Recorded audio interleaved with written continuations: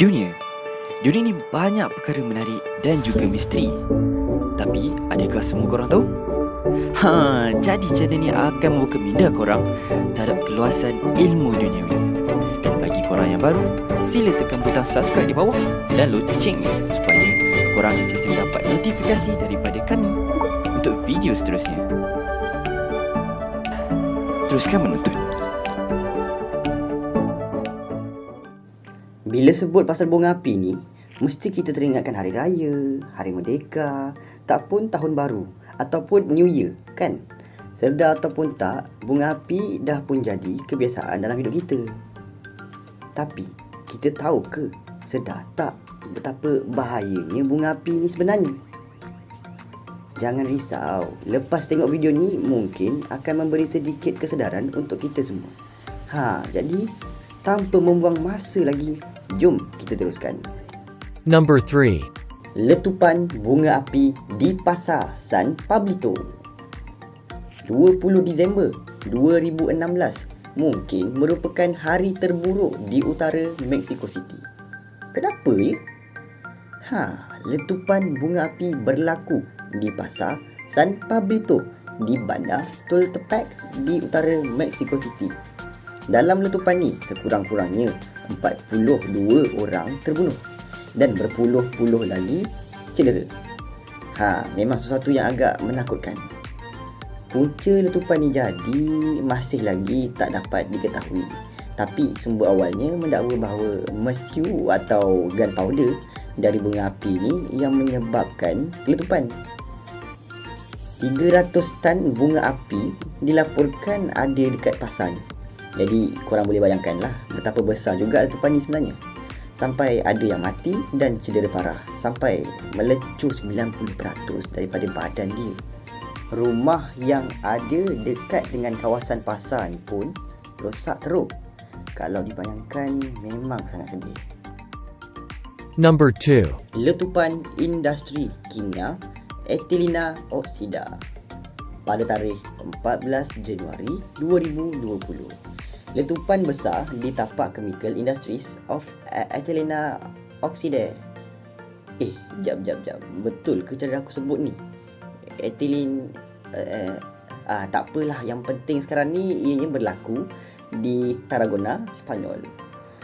Tempat ni dikendalikan oleh IQOXE di Tarragona, Spanyol, yang merupakan satu-satunya pengeluar etilena oksida ataupun ethylene oxide di Spanyol. Pada mula-mula apa sih salah je ni?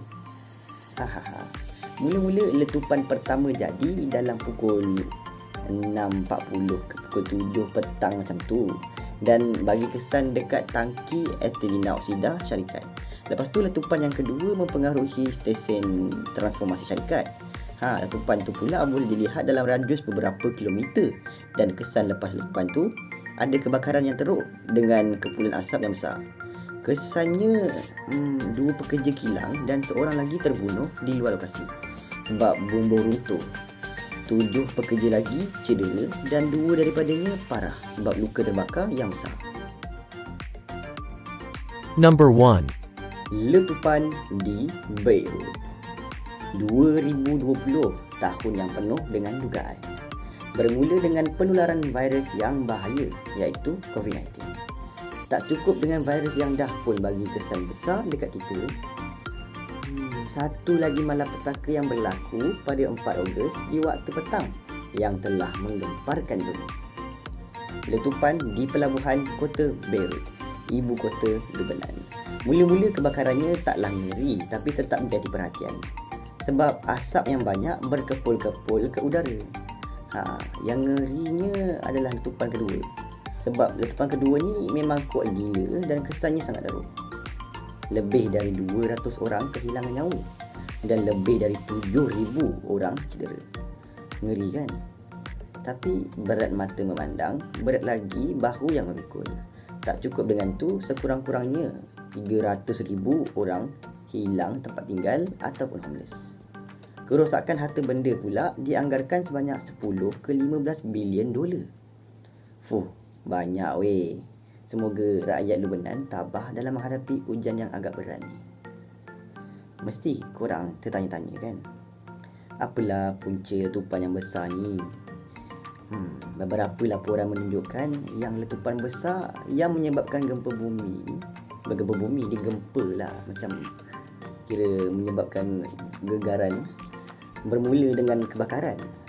Tapi punca sebenarnya masih lagi belum diketahui. Jadi aku nasihatkan janganlah kita buat tuduhan atau spekulasi. Biarlah pihak berwajib yang menjagakan. Menjagakan apa? Yang menjalankan. Biarlah pihak berwajib yang menjalankan siasatan.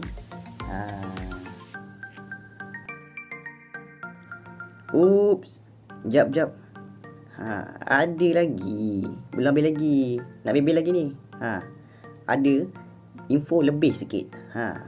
Letupan di Malaysia ataupun Hiroshima Sungai Buloh. Kalau korang nak tahulah, sebenarnya Malaysia pun pernah jadi letupan dulu. Ya, tak percaya?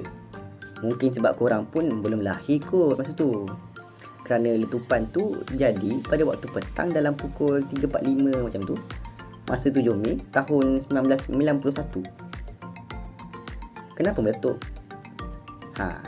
Tak lain tak bukan disebabkan oleh letupan bunga api di kilang Mercon Bright Sparkles.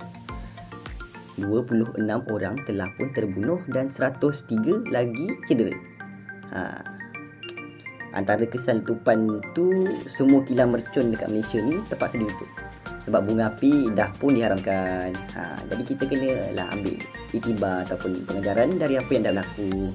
Bahaya sebenarnya main mercon ni. Kan dah ramai yang hilang jari. Tak takut ke? Semua hidup tak ada jari. Nak makan macam mana? Bocor.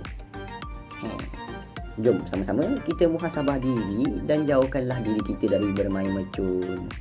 Lebih baik, orang kata lebih baik menjauhilah.